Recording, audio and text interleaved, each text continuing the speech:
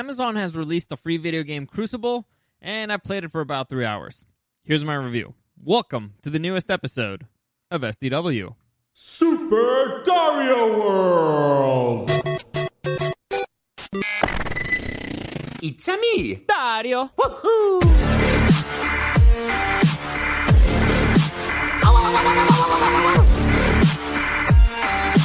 Let's go! Alright, so as always, any comments, questions, or suggestions, you can find me at Dario the Show on Instagram or at SuperDario_World. Also, follow my Facebook page, Super Dario World. I update everything there. That's where I put the links to all my other podcasts, like the Spanish podcast, which I'm going to load tomorrow, Super Dario World en Español, and the one I do with my kid brother twice a week, Super Dario Brothers. We did one yesterday where we broke down, we did a rankings of, we didn't do a rank. We broke down the rankings of the best the best video game movies of all time. I know, it's like picking the world's tallest dwarf. I get it. They mostly suck. But I saw a piece of news from Sonic the Hedgehog that I thought was interesting. I was like, let's just break this down and, rip on some movies for a little while. But anyway, you can check those out. Like I said, you can find those independently in iTunes, SoundCloud, everywhere that you can find this one. But I keep everything together on my Facebook page, so that's the easiest place for you to find the link for those. So, let's get into this. So recently, and by recently I mean this week, Amazon released its new title, Crucible. And Crucible is a third-person shooter game, pretty much a battle royale, massive online battle arena game, very similar to Fortnite, very similar to Battleborn, which I think it's dead now, but whatever, Overwatch, where you get 10 different types of characters, and you get dumped into the arena, and there's three different forms of gameplay. So usually what I do when I'm reviewing something is or reviewing a video game at least, I try to answer the question is this worth your money? So for starters, the game is free. So yes, definitely worth your money. That answers that. But now I have to answer the question, is it worth your time? So I played it for 3 hours, and it has some good stuff. It has some bad stuff. Right off the bat, I have to be honest, I'm not big into battle arena games. I'm not big into online multiplayers. It's not my thing, but I can appreciate it. Every once in a while, play it. It's fun, whatever. I'm more of a story guy, not just battling the same thing over and over. That's why I never really got into Fortnite. I've never really got into Overwatch or anything like that. But it's it has its charm. So, for starters, Crucible, like I said, 10 different characters. Each one has its own different let's say, peculiarities, things that makes it interesting, different gameplay for each and every single one. And for what I could tell, I think it was like 1 or 2 different maps and 3 different types of gameplay. So they started off pretty simple. This is the release, but you can tell that they're planning on expanding this a lot. Like Amazon isn't just going to be like, all right, this is it, have fun. No, they are planning on investing heavily in this thing in the future. So is it worth getting in on the ground floor, let's say?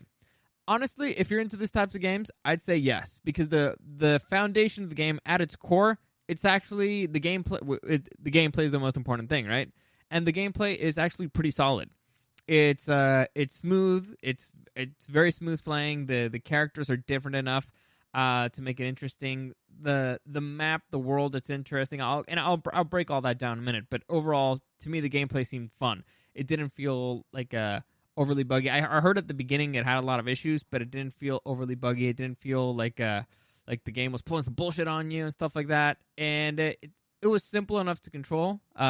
You can tell that there's a lot of practice you have to get into. You need some experience with the character. You probably need to pick one character and just stick with them.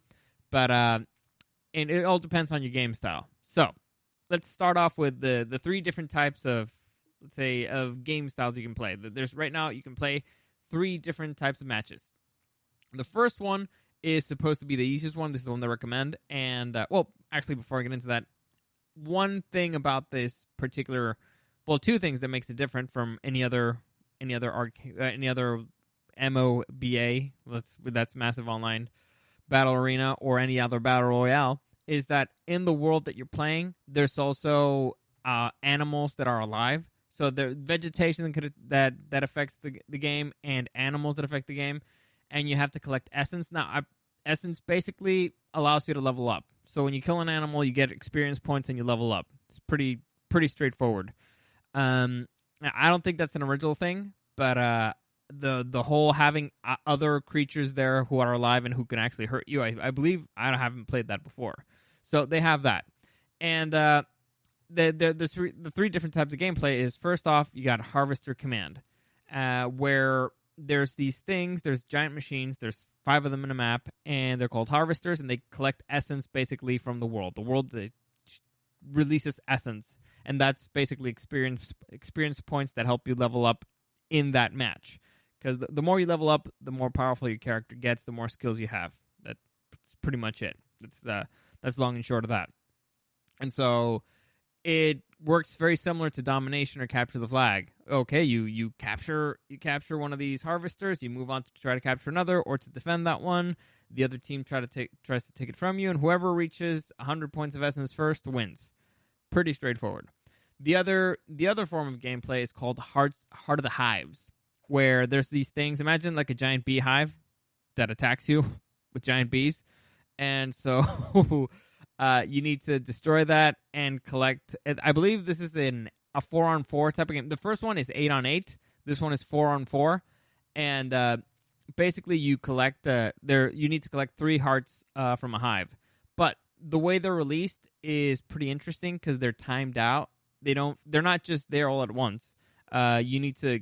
It shows you where it's going to show up and at what time. So you kind of need to appear. Actually, I believe that was the longest game I played, because we ended up going. You have to collect three hearts, and we ended up going 3-2. So it took quite a while to finish that one. I wasn't particularly a fan of it. No, not at all. It was too long, and let's just say not my cup of tea. The map is too the map is too large, and 4-on-4 wasn't fun enough for me. Well, anyway, next the final one, and this to me was the most fun one because it's kind of like an elimination chamber. Is called Alpha Hunters. So what happens here is 16 players go on get a 2-player team. Well, 16 players with teams of 2, and basically is whoever survives last wins. And however, if your partner dies, you have the opportunity to if you find another solo player to team up together, or just keep fighting and just do it all by yourself. However, if you end up reaching the final 3, one of those your partnership is effectively broken, and again, it's kind of like the Hunger Games. Whoever survives last wins. Now, I have not reached the end. I did not reach the end of that one with my original partner, and I did not reach the final 3 ever. So I can't tell you exactly if you reach your original partner, if your partnership breaks again. I don't think so. At least I don't think it should, but we'll see. I don't know. Eventually, maybe one day I'll reach that. Because honestly, I am planning on playing this game again because I actually see a lot of future for it. Like I said, the foundation, the gameplay is enough. The Alpha Hunters game mode in particular is pretty interesting. However, overall, the game has one major weakness. The big weakness right now, which can still be fixed, like I said, this is its first week, right? It's its first week. There's still a lot they can do. And I think there's a lot that they're going to do, because this almost feels like a beta. It feels like they just gave us the bare bones here. And I feel like there are going to be more characters, more maps, more creatures in this world. There's going to be a lot more variety coming, but they wanted to get this right, and at least the gameplay right, and it feels like they did that. Anyway, so and I'm also curious to see how this goes into the future, and I think Amazon has big plans for it. Because jumping into the market of a battle royale right now, is it a good idea? Not really, unless you're Amazon and it's free, and you have all the money in the world to do it, and you also control Twitch. So I think they're gonna invest heavily in this. So there should be more stuff coming up. So it seems worth my time to play it a little bit, at least keep up with it and see what's going on. Anyway, so the big weakness I saw here right now is that you can't communicate with other characters. There's no in-game chat, which sucks, particularly for Alpha Hunters, and you're trying to coordinate with somebody. It's like, go here, cover me, do this. It's very complicated. You kind of just have to wing it and hope the other person understands you. I did not try to play this with somebody who I know, where you can be in contact through something else, maybe the phone or something, or maybe Discord. I did not try that. Maybe eventually, but still, it's a workaround for something that the game should solve for itself. But we'll see. There's no way that they can do this without in-game chat. Like, it would be an incredibly terrible idea. Especially, like I said, it looks like they're going to be investing heavily for the future. Because I've been reading stuff, I've been following up, and Amazon clearly wants to take over the game market. You know how Amazon wants to take over everything? It very clearly wants to take over the video game market too. It's not just Amazon is not in the business of losing money, and so if they threw their hat in the ring, it's a pretty big hat, and I'm pretty sure that they're going to use all the full force of Amazon behind it. And so honestly, it's not a bad start. Like the developers did a great job. The characters, like I said, different enough from characters from other games, but similar enough that if you've played any other Battle Royale game, you should be familiar with it enough. The personalities are pretty interesting. Some of the dialogues, they break the fourth wall every once in a while. It's actually pretty entertaining. It's all about finding your dog. And sometimes it could be pretty stressful because I remember, I guess since it's still pretty early, you kind of get matched with people who are really, really, really far ahead. Like I was a level 3 with a character because I used every single one. Some of them I hated. I hated the Hammerhead Shark. I hated him because you can't really do range stuff, and I like doing range stuff. Anyway, so I was a level 3, and there was another level 2, and my other 2 teammates were level 44 and a level 77. How the fuck did they get that? And by the way, it's level 77 with that particular character. So that person was already specializing in one character alone because you level up with each different character differently. Anyway, it's fun. It's an enjoyable experience. If you're asking me, hey, is it worth your money? Well, the answer is yes, obviously, because it's free. You can purchase stuff in game. As far as I've read, as far as I've seen, the only purchases you do don't enhance the abilities of the character. The character stays the same, but it just changes their appearance, which is fine. And you can collect money there either by buying it with real-life money or by playing the game, which is fair. I mean, it's just you're customizing stuff, and they're not really just it's not a pay-to-win type of thing, which can really break a game. So Amazon's being smart. From what I can tell, from what I've read, it's planning on...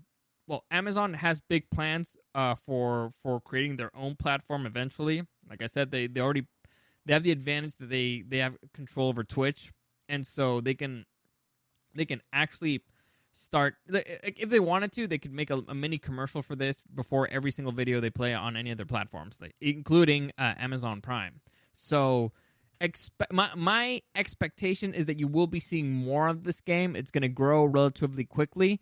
And honestly, it's not bad. It's not a bad game. It's fun. This is the beginning. This is just the first I've seen. Like honestly, it's an infant, and it looks pretty good so far. So if it's all uphill from here, which it has a lot of room to grow, as long as it keeps the gameplay foundation the same, the game has a lot of room to grow. So if you're asking for an investment of time and you're into these types of game, go ahead. Honestly, I think it's worth your time in the very least, and an enjoyable time. Like I played it for 3 hours, had a good time. Plan on playing it again. So hopefully that helped you. As always, any comments, questions, or suggestions, you can find me at Dario the Show on Instagram or at SuperDario_World. Thank you for listening, and I'll see you again next time.